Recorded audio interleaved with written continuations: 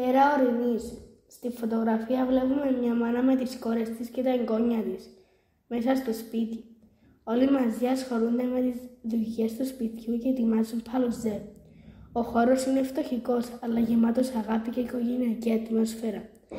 Η εικόνα δείχνει την ενότητα και την συνεργασία ανάμεσα στα μέλη της οικογένειας. Η σκηνή αυτή μας θυμίζει πώς ζούσαν ανθρώποι παγιά.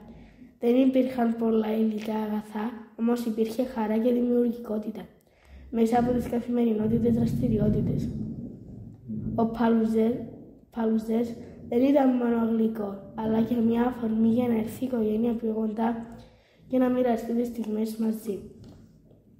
Από αριστερά βλέπουμε την κόρη Ελένη Παντελή Ηλία, τη μητέρα Σταυρού Τομασίδη, τη Χρισταλού Κατελάρη, τον μικρό Ηλία Παντελίδη και τον μικρό Χριστάκη στα χέρια της μητέρας του Ελένης.